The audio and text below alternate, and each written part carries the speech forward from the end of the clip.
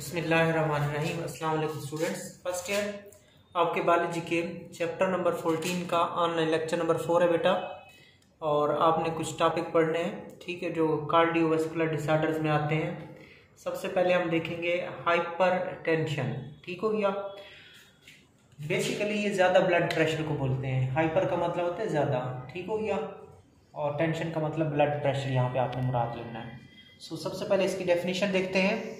Condition of high blood pressure, condition of high blood pressure is called hyper tension. ज़्यादा blood pressure वाली condition को hyper tension कहते हैं। अब अगर किसी का ब्लड प्रेशर ज़्यादा रहता है और इसको काफ़ी टाइम गुजर गया है, काफ़ी वक्त गुजर गया है, तो उसके फिर काफ़ी सारे असरात होते हैं बेटा। ब्लड वेसल्स के ऊपर भी असरात होते हैं, दिल के ऊपर भी उसके इफ़ेक्ट्स होते हैं। तो देखें कि प्रोलॉन्ग्ड हाई ब्लड प्रेशर, जो प्रोलॉन्ग्ड हाई ब्लड प्रेशर हो, यानी कि काफ़ी अरसे से एक बंदे का ब्लड प्रेशर ज़्यादा रहता है, तो ज़्यादा ब्लड प्रेशर क्या करता है, damage the lining of the blood vessel and also lead to the weakening of heart muscle. दो काम करेगा, एक तो वो ब्लड वेसल की जो लाइनिंग होती है उसको डैमेज करेगा, और दूसरा क्या करेगा, वीकनिंग ऑफ हार्ट मसल, कि जो दिल के मसल्स होते हैं, कार्डिक मसल, उनको भी क्या कर देगा, वो ब्लड प्रेशर वीक कर देगा, कमज़ोर कर देगा। लाइनिंग ऑफ ब्लड वेसल से मुराद क्या है, ये ब्लड वेसल है, और ये जो अंदर वाली लाइनिंग है ब्लड प्रेशर, इसको क्या कर देता है, वीक कर देता है, ठीक हो गया। सो ब्लड प्रेशर एक तो लाइनिंग ऑफ ब्लड वेसल को वीक करता है, दूसरा दिल के मसल को क्या करता है, वीक करता है। ब्लड वेसल की लाइनिंग को बेसिकली डैमेज करता है, ठीक हो गया, और हार्ट मसल को वो क्या करता है बेटा, वीक करता है। अब आपने देखना है कि हार्ट मसल क्यों वीक हो जाते हैं, ब्लड प्रेशर ज़्यादा होने की वजह से हार्ट मसल क्यों वीक होते हैं। Which have been become thickened, जो दिल के मसल्स होते हैं वो क्या हो जाते हैं, थिकेंड हो जाते हैं, मोटे हो जाते हैं। क्यों मोटे हो जाते हैं, due to continuous strain imposed on them, ठीक हो गया। क्योंकि जो ब्लड वेसल्स हैं बेटा, आगे सपोज ये दिल है, हार्ट, ठीक हो गया, आगे ब्लड वेसल्स हैं, और यहाँ पे खून का जो प्रेशर है वो ज़्यादा है, खून का प्रेशर जो है वो ज़्यादा है। तो क्या होगा, तो फिर दिल को ज़्यादा अच्छे तरीके से, ज़्यादा मजबूत तरीके से क्या करना पड़ेगा, कंट्रैक्ट करना पड़ेगा, और ताकि उस ज़्यादा ब्लड प्रेशर के अगेंस्ट वो खून को आगे पुश कर सके, ठीक है। तो इसको क्या लगानी पड़ती है, स्ट्रेन लगानी पड़ती है, ठीक हो गया। स्ट्रेन से मुराद आप फोर्स ले लें, ठीक हो गया। तो और हर वक्त ये फोर्स लगानी पड़ती है, क्योंकि ये हाइपरटेंशन है, condition of high blood pressure है, और ये अब कंडीशन प्रोलॉन्ग हो चुकी है, तो दिल को हर वक्त ज़्यादा ताकत से, ज़्यादा मजबूती से धड़कना पड़ता है, कंट्रैक्ट होना पड़ता है। तो इसी कंटिन्यूअस स्ट्रेन की वजह से हार्ट के मसल वीक हो जाते हैं बेटा। हार्ट के मसल एक तो वो वीक हो जाते हैं, फिर मोटे मोटे भी हो जाते हैं और थक जाते हैं। फिर क्या होगा, with declining the efficiency of the pumping action of the heart, जिससे दिल के जो पंपिंग वाला काम है वो इफेक्ट हो जाएगा, दिल का जो पंपिंग वाला काम है वो इफेक्ट होगा, वो मुतासर होगा। तो आपने क्या सीखा, condition of high blood pressure को हाइपरटेंशन कहते हैं। इसका नतीजा क्या निकलता है, ब्लड वेसल की लाइनिंग डैमेज हो जाती है, हार्ट के मसल वीक हो जाते हैं। हार्ट के मसल क्यों वीक होते हैं, क्योंकि they have become thickened due to continuous strain imposed on them, क्योंकि उनके ऊपर मुसलसल क्या लग रही होती है, स्ट्रेन लग रही होती है, स्ट्रेस लग रही होती है, दबाव होता है, फोर्स लग रही होती है, जिसकी वजह से थिकेंड हो जाते हैं और वीक हो जाते हैं। जब वो हार्ट के मसल वीक हो जाते हैं, तो जो दिल का जो पंपिंग एक्शन है, दिल का जो पंपिंग एक्शन है, खून को पंप करने वाला काम है, उसकी एफिशिएंसी में क्या आती है, कमी आती है, तो उसकी एफिशिएंसी डिक्लाइन का शिकार हो जाती है। आगे चलें, कंजस्टिव हार्ट फेलियर, मतलब हार्ट का फेल हो जाना, ठीक है। ये कैसे होता है, ब्लड में then be retained in the heart and lungs, often leading to the fatal condition called congestive heart failure. अब ये कंजस्टिव हार्ट फेलियर कैसे होता है, अभी आपने यहाँ पे सीखा कि दिल को क्या करनी पड़ती है, मुसलसल ताकत लगानी पड़ती है उस हाई ब्लड प्रेशर के अगेंस्ट, ठीक है, जिसके नतीजे में उसकी दीवारें ठीक हो जाती हैं और उसके जो मसल हैं वो वीक हो जाते हैं।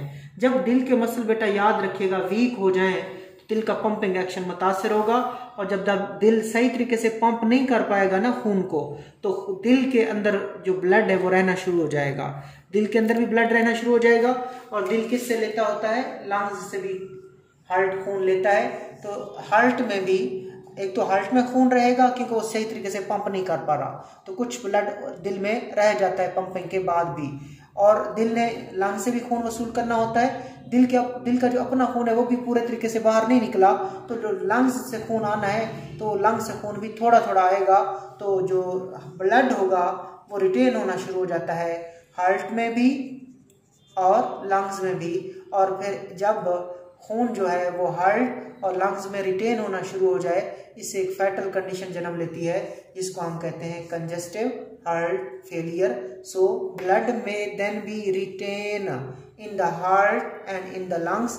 तो फिर ब्लड प्रेशर की वजह से हार्ट के जो मसल वीक हो जाते हैं, उससे पंपिंग एक्शन में कमी आ जाती है, जिसके नतीजे में हार्ट में और लंग्स में खून रहना शुरू कर देता है, often leading to a fatal condition.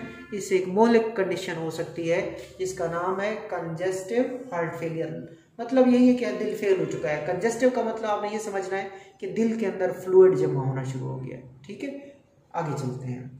Next topic है आपका थ्रोम्बस फॉर्मेशन एंड हाइपरटेंशन, कि थ्रोम्बस फॉर्मेशन और हाइपरटेंशन का क्या रिलेशनशिप है। सबसे पहले हम देखते हैं कि थ्रोम्बस क्या चीज है। It is a solid mass or plug of blood constituents or clot in a blood vessel, के ब्लड वेसल के अंदर, किसके अंदर बेटा? ब्लड वेसल के अंदर सॉलिड मैस का बनना या सॉलिड प्लग का बनना, जो किस पर मुश्तमिल हो? ब्लड कॉन्स्टिट्यूएंट्स पर मुश्तमिल हो, यानी कि खून में जो चीजें होती हैं उन्हीं से मिलकर वो बनता है। मिसाल के तौर पर ये बेटा क्या चीज है? ये ब्लड वेसल है, और ब्लड वेसल के अंदर क्या बना? एक सॉलिड मैस बना, एक सॉलिड मैस बना। और ये जो बेटा सॉलिड मैस होता है, ये ब्लड वेसल को मुकम्मल तौर पर भी बंद कर सकता है। ये देखिए यहाँ पे उसने क्या कर दिया है? मुकम्मल तौर पर बंद कर दिया है। यहाँ पे उसने मुकम्मल तौर पर बंद नहीं किया, उसने सिर्फ ब्लड वेसल के एक हिस्से को ब्लॉक किया है। ठीक हो गया, ये भी ब्लड क्लॉट है और ये भी ब्लड क्लॉट है, और इन्हीं ब्लड क्लॉट का दूसरा नाम जो होता है थ्रोम्बस होता है। क्या नाम होता है बेटा? थ्रोम्बस। तो बेसिकली ये क्या है? Thrombus is a solid mass or plug. Plug का मतलब ही क्या होता है? Solid piece, solid piece of material, एक मटेरियल का सॉलिड टुकड़ा प्लग कहलाता है। So thrombus is a solid mass or plug. किससे बना हुआ ये थ्रोम्बस? ब्लड कॉन्स्टिट्यूएंट्स, खून के अज्जा से, खून के अज्जा से।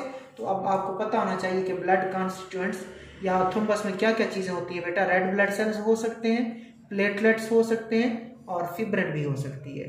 फिब्रिन के फाइबर्स भी हो सकते हैं, प्लेटलेट भी हो सकते हैं, रेड ब्लड सेल से भी ये बना हुआ हो सकता है। तो ये मैंने आपको थ्रोम्बस की कंपोजिशन बताई। और ये थ्रोम्बस क्या करता है? कहाँ बनता है? ब्लड वेसल में बनता है। और ये थ्रोम्बस ब्लड वेसल को होलीली यानी कि मुकम्मल तौर पर भी ब्लॉक कर सकता है, या ब्लड वेसल के एक पार्ट को भी ब्लॉक कर सकता है। आगे चलें। तो यही जो मैंने आपको भी बताया कि दिस मैस का मतलब थ्रोम्बस में ब्लॉक होली और only in part the vessel in which it form. Thrombus जिस नाली में बनता है वो उसको होलली भी बंद कर सकता है बेटा, और उसके किसी हिस्से को भी बंद कर सकता है।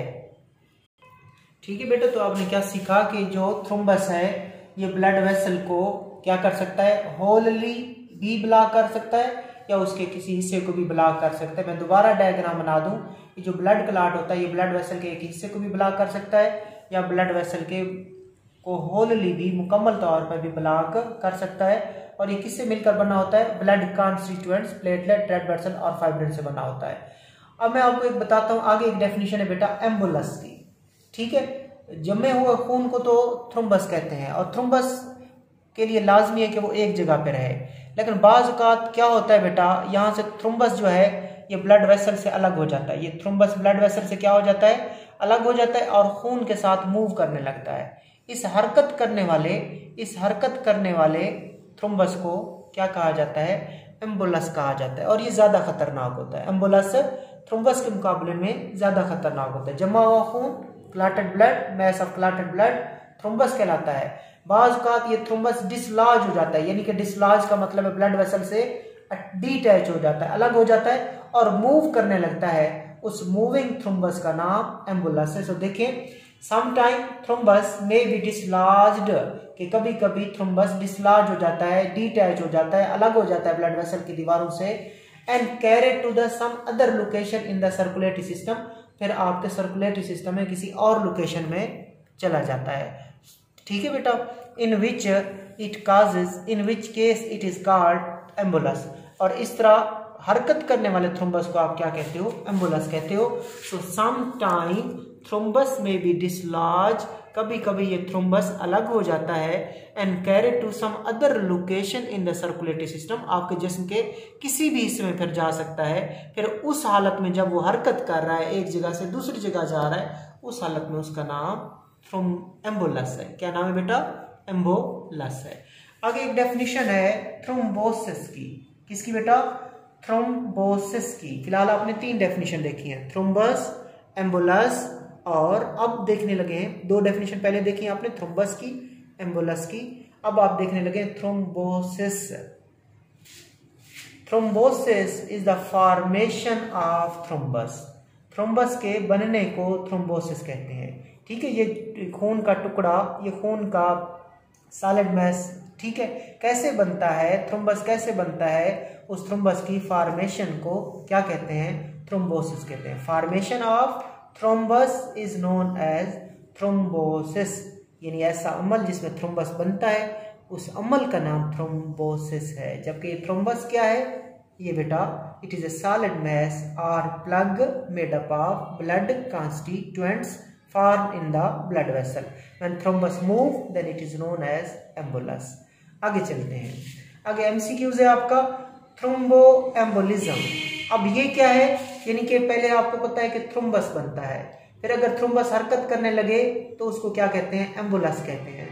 तो इन कंडीशनों को क्या बोलते हैं, इन कंडीशंस को बोलते हैं थ्रोम्बोएम्बोलिज्म, यानी कि थ्रोम्बस बने फिर बाद में वो डिटैच हो जाए, डिसलॉज हो जाए और मूव करने लग जाए और एम्बुलस में कन्वर्ट हो जाए, तो इन कंडीशंस को थ्रोम्बोएम्बोलिज्म कहा जाता है। तो और ये क्या है, they are the leading causes of deaths in western civilisation, कि जो मगरबी ममालिक हैं, वेस्टर्न कंट्रीज हैं, वेस्टर्न सिविलाइजेशन है, उनमें मौत की सबसे बड़ी वजह यही थ्रोम्बोएम्बोलिज्म है बेटा।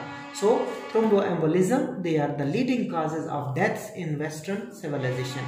आगे हम कॉजेज देखते हैं कि ये थ्रोम्बस कैसे बनता है, ब्लड वेसल के अंदर खून कैसे जमता है। सो टॉपिक है आपका कॉजेज ऑफ थ्रोम्बस फॉर्मेशन।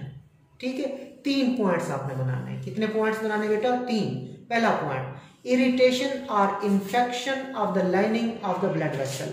ये ब्लड वेसल है बेटा, ठीक हो गया, कोई चीज जो ब्लड वेसल को इरिटेट करे, ठीक हो गया, कोई चीज जो ब्लड वेसल को इरिटेट करे या कोई इन्फेक्शन हो जाए, ठीक है, उससे क्या हो सकता है, थ्रोम्बस फॉर्मेशन हो सकती है, खून जम सकता है इरिटेशन की वजह से और इन्फेक्शन की वजह से। किसका, lining of the blood vessel, blood vessel की जो अंदर की लाइनिंग है उसकी इरिटेशन से या उसके इन्फेक्शन से थ्रोम्बस फॉर्मेशन हो सकती है। आगे चलते हैं, reduce rate of blood flow, अगर खून की नाली में खून की रफ्तार जो है वो स्लो हो जाए, अगर खून की नाली में ब्लड फ्लो क्या हो जाए, स्लो हो जाए, रिड्यूस हो जाए, उससे भी खून जमने के चांसेस ज़्यादा हो जाते हैं। So reduced rate of blood flow due to long periods of inactivity, कि एक बंदा कोई काम नहीं करता, ठीक है, और सोता रहता है, एक कंडीशन ये हो सकती है कि लॉन्ग पीरियड ऑफ इनएक्टिविटी, या क्या हुआ है उसकी कोई हड्डियां फ्रैक्चर हो गई हैं पाँव की, टांगों की, तो फिर उसको रेस्ट करनी पड़ती है, ठीक है, ये एक हालत है। या एक बंदा बेहोश है, वेंटिलेटर पे पड़ा हुआ है बेचारा, हरकत नहीं कर सकता, या एक बंदा है उसको फालिज हो गया है, ठीक है बेटा, जो हरकत नहीं कर सकता, या एक बंदा वैसे ही एक्सरसाइज नहीं करता, हर वक्त सोता रहता है, इसको हम और काफी देर तक, काफी अरसे तक, तो इसको कहते हैं लॉन्ग पीरियड्स ऑफ इनएक्टिविटी। जब एक बंदा कोई काम नहीं करता, लॉन्ग पीरियड हो चुका है उसकी इनएक्टिविटी का, कोई सरगर्मी नहीं करता, तो उसके जो उसकी जो खून की नालियां होती हैं वहां पे खून की रफ्तार स्लो हो जाती है, और जब खून की रफ्तार स्लो होती है due to long period of inactivity, उसकी वजह से भी थ्रोम्बस फॉर्मेशन बेटा हो सकती है। आगे चलते हैं, नमोनिया, क्या बेटा, नमोनिया, ये आपने 10th क्लास में पढ़ा था।